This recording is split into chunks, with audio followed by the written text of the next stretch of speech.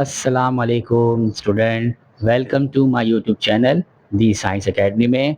आज हम class 10th mathematics unit 21 partial fraction की एक्सरसाइज 21.1 को मैं जो है सॉल्व करना सीखेंगे कि क्या इसका मेथड है और किस तरह से इन क्वेश्चन को सॉल्व किया जा सकता है। तो वीडियो लंबी ना हो, इसी वजह से हम क्या करते हैं, डायरेक्ट हम बढ़ जाते हैं क्वेश्चंस की तरफ कि आखिर पार्शियल फ्रैक्शन है क्या।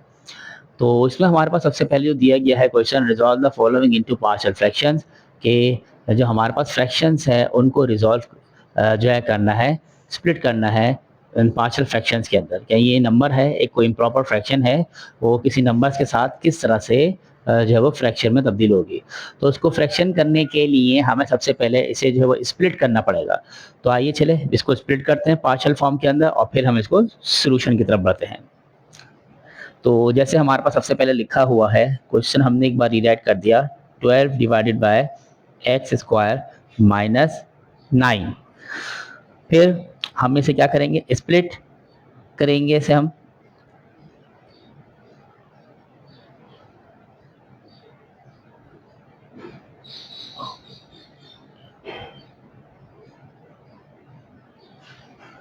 ऑगमेंटेड फॉर्म में ले जाएंगे हम इसे स्प्लिट करके। तो हमने लिखा पहले 12 divided by x square minus 9। हमें इनके फैक्टर्स चाहिए होंगे, तो इसके फैक्टर सीधे सीधे बन सकते हैं किस तरह से, एक्स प्लस 3 फिर प्लस एक्स माइनस 3। तो फैक्टर तो आपको पता है डायरेक्टली इसकी किस तरह से निकले, एक्स स्क्वायर माइनस 9 है तो ए प्लस बी, ए माइनस बी, ए स्क्वायर माइनस बी स्क्वायर के फॉर्मूले से ये हमारे पास फैक्टराइज होकर बन के आ गया। ये हमने कितने छोड़े ऊपर, यहाँ पे पता है यहाँ पे कोई हमें वेरिएबल जो सपोज करना होगा, हम सब जगह ए भी ले सकते हैं, A1 A2, या हम एक्स वाई जेड भी ले सकते हैं, या हम ए बी, हम डिफरेंट टर्म्स ऑफ वेरिएबल यहाँ पर सपोज कर सकते हैं।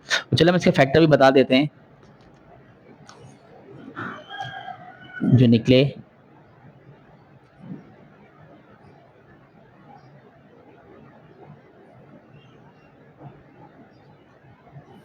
अब आपको समझ में आ गए होंगे कि किस तरह से ये दोनों फैक्टर्स के निकल कर आ गए। तो इसको सॉल्व करने का तरीका क्या बनेगा, हमने लिखा 12 divided by x square minus 9, और यहाँ पर नीचे हमारे पास आ जाएगा x plus 3 again and x minus 3। तो यहाँ आ जाएगा x minus 3 times of A plus x plus 3 times of B. तो ये कंप्लीट दोनों कैंसिल हुए, तो यहाँ हमारे पास रिमेनिंग रह जाता है 12 is equal to x minus 3 times of A plus x plus 3 times of b. अब तरीका क्या है, हमें फैक्टर मालूम करने के बाद हमें सबसे पहले ए और बी जो नंबर है ये फाइंड करने होंगे। तो ए और बी मालूम करने के लिए हम क्या करेंगे, हमने सपोज किया पहले फैक्टर्स को, हमने लिखा when x minus 3 is equal to 0, so x is equal to 3 हो जाएगा। पुट किया हमने इक्वेशन 1 में, हमने से लिखा पुट इन इक्वेशन 1। अगर इसने पुट किया इक्वेशन 1 के अंदर तो ये हमारे पास आ जाएगा 12 is equal to every x is 3, तो 3 minus 3 factor times of a plus 3 times of b. It's mean 12 is equal to 0 plus 6 times of b. अगर हम डायरेक्ट देखें तो 12 is equal to 6 times of b, 6 1 and 6 2, तो b is 2। तो हमारा first factor जो हमारा b है हमारे पास वो निकल कर आ गया हमारे पास क्या, 2। सिमिलरली हम क्या करेंगे, सेकंड फैक्टर लेंगे, तो हमने लिखा when x plus 3 is equal to 0, so x is equal to minus 3। लिखा से again put in equation number again in 1 में जो हमने से रखा तो क्या आ जाएगा, 12 is equal to and every x is minus 3, तो minus 3 times of a plus minus 3 plus 3 times of b।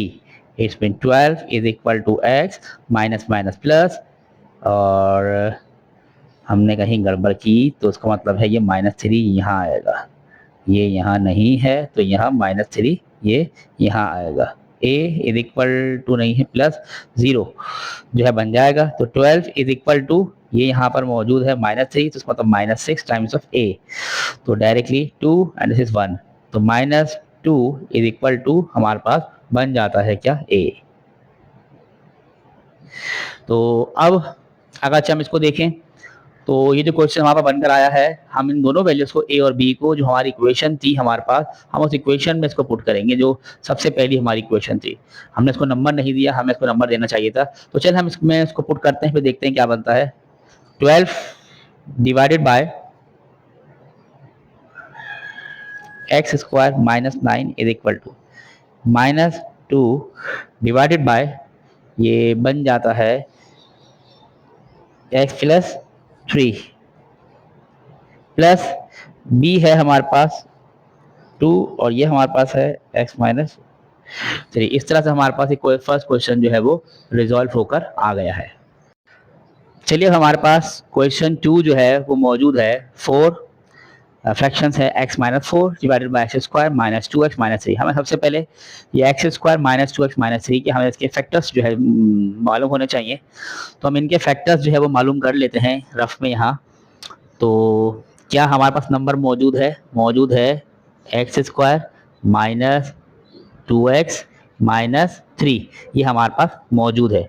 जब ये हमारे पास मौजूद है तो उसका फैक्टर जो हमारे पास आ जाएगा वो आ जाएगा एक्स स्क्वायर माइनस 3।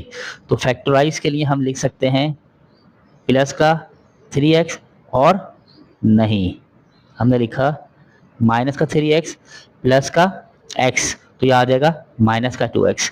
और हम कॉमन देखें तो x इज दी कॉमन, तो x minus 3 plus 1 is the common, तो x माइनस 3 यहाँ भी आ जाएगा।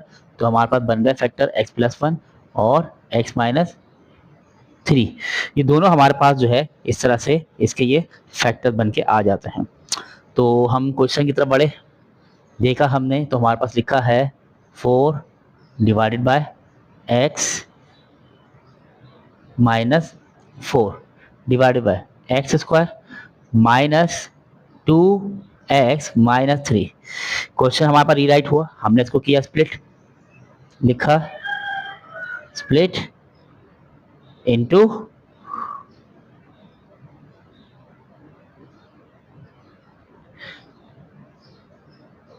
ऑगमेंटेड फॉर्म में हम इसको ले गए, तो हमारे पास आ जाएगा 4x minus 4 divided by x square minus 2x minus 3 is equal to, फिर नेक्स्ट हमारे पास आगे जो बना दो फैक्टर्स हमारे पास हैं, तो हमने लिखा a डिवाइडेड बाय एक हमने लिख दिया x प्लस 1, दूसरा हमारे पास है प्लस, फिर हमने लिखा b divided by x minus, ये कितना आ जाएगा 3। क्योंकि दोनों फैक्टर हमने रफ में कर लिए थे यहाँ, तो ये हमने फैक्टर वहीं से इसके अंदर हमने यहाँ पर पुट जो है वो कर दिए हैं। तो अब जो है करते क्या है, इसे उसी मेथड पर हम सॉल्व करेंगे दोबारा से। चूँकि पता है हमें कि ये जो फैक्टर्स हैं x प्लस 1 और x माइनस 3, क्योंकि खुद जो है वो फॉर्म हुए हैं, जनरेट हुए हैं उसी फ्रैक्शन से, तो इसमें डायरेक्टली क्या हो जाएंगे, ये हम इसको कैंसिल जो है कर देंगे लेफ्ट हैंड साइड टर्म के साथ जो डिनोमिनेटर के अंदर मौजूद है पूरी हमारी equation x square minus 2x minus 3। इस इक्वेशन के साथ इसको हमने क्या कर दिया, कम्प्लीटली कैंसिल कर दिया, तो हमारा बच जाता है। अच्छा हम एक काम और कर लेते हैं, हम इसको जो है नंबर 1 इक्वेशन का नाम दे देंगे हमारी फर्स्ट वाली इक्वेशन को। तो फिर 4x minus 4 is equal to x minus 3 times of a plus x plus 1 times of क्या आ जाएगा हमारे पास b आ जाएगा। तो ये लिखा जाएगा 4x माइनस 4 करने से पहले हमने इसको 2 नाम दिया और हमने इधर लिखा क्या, when x minus 3 is equal to 0, तो x विल बी 3 हमारे पास आ जाएगा इस तरह से।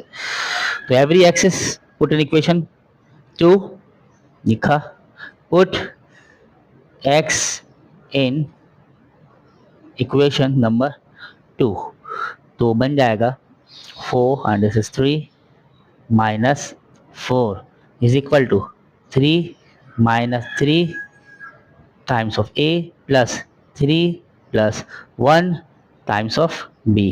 तो यहाँ आया 0 times of a, 4 times of b, यहाँ बन जाएगा 4 माइनस 1। तो minus 4 is equal to 4 times of B, this is b is equal to minus 1। तो हमारे पास एक फैक्टर इस तरह से ये बनकर इसका आ गया। अब हमारे पास जो हमें दूसरा फैक्टर निकालना है, ये हमने लिया x माइनस 3। तो हमें यहाँ पे लिख लेते हैं when x plus 1 is equal to 0, so यहाँ आ जाएगा x is equal to minus 1। तो हमने इसे रखा पुट इन इक्वेशन नंबर 2 में। तो इक्वेशन 2 थी हमारे पास 4 और यहाँ रखा जाएगा माइनस 1, यहाँ मौजूद है minus 4 is equal to minus 1 minus 3 times of A plus minus 1 plus 1 times of B. तो plus this is 0 times of B आया, तो minus 4 times of A is equal to 4 minus यहाँ आ गया 5, minus 20 is equal to minus 4 times of A. तो this is 5 and minus 4 directly cancel, तो a is equal to this is 5। ये हमारे पास आ गया इस तरह से दो फैक्टर। अब हम क्या कर सकते हैं, इन दोनों वैल्यूज को हम इक्वेशन 1 में रखकर हम क्या करते हैं, अपना सोल्यूशन जो है वो बना लेते हैं फाइनल। तो हमारे पास जो पार्शियल फ्रैक्शन इक्वेशन आई रिजॉल्व होने के बाद x माइनस 4 डिवाइडेड बाय यहाँ आ जाता है एक्स स्क्वायर माइनस का 2x minus 3 is equal to a हमारे पास है 5 और इसके नीचे हमारे पास था x प्लस 1, b हमारे पास आया है माइनस का 1, तो माइनस हमने प्लस की जगह माइनस कर दिया 1, और नीचे हमारे पास मौजूद है यहाँ पर कितना x माइनस 3। तो ये इसका हमारे पास जो है वो इस तरह से आंसर बनकर आ जाता है।